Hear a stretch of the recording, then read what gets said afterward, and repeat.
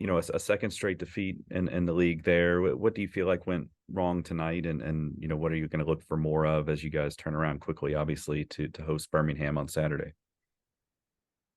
Yeah, I mean, Detroit did exactly what we spoke about with the group. The first 7 minutes, lumped the ball in behind. We did a poor job dealing with it in the first, few minutes there.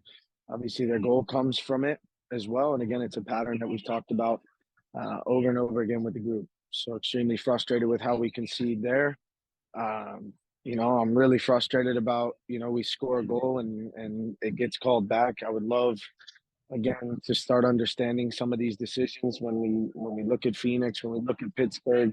They're just not going our way at the moment. But the only way out of this is together. There's no question. It's a group that's wounded at the moment, but we have to make sure we do a good job of getting out of it. Yeah, and I guess you sort of just alluded to it, but when times are not easy, you're trying to pull them together, or what is the messaging? From your experience too as a player, you played all over the place. What have you taken away from those experiences? Yeah, I think it's pretty clear we're lacking confidence at the moment. And that's the biggest thing. There's some decisions in front of goal that you'll look back at them and wonder,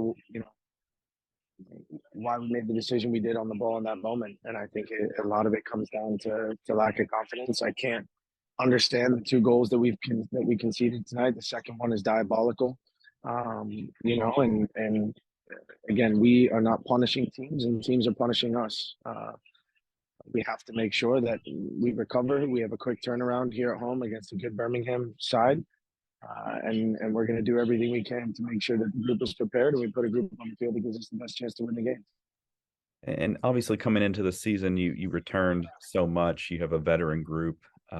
Does that increase your confidence that this can be changed or this form can be turned around? And you're about halfway through the season, right? So there's a lot left to play. Yeah, there's plenty of games left to play. I mean, I'm, I'm certainly confident in what we have here. I'm confident in the quality that we have here. We need to put it together, and we need to make sure that we continue to do our best to build the players up. They're hurting right now. They understand this isn't the expectation here. I certainly understand that. Nobody's walking around in that locker room smiling over the last 3 weeks. I can guarantee you that. And ultimately, it's up to myself and the staff to make sure that we're preparing the group as best as we can, and then making sure that the players execute on the field. And we're in it together. There's no silos. There's no separation. It's a collective issue right now. We need to make sure that this weekend we turn it around. You've talked a little bit about mentality going away. This was only your second away loss of the year. As you guys turn around, I think four of the next five are at home. Do you view that as a positive, and that you guys can at least play on a surface consistent and try to get it right there? Yeah, I mean, not having to travel, right, is a big piece of it. Being in front of your home fans is a big piece of it.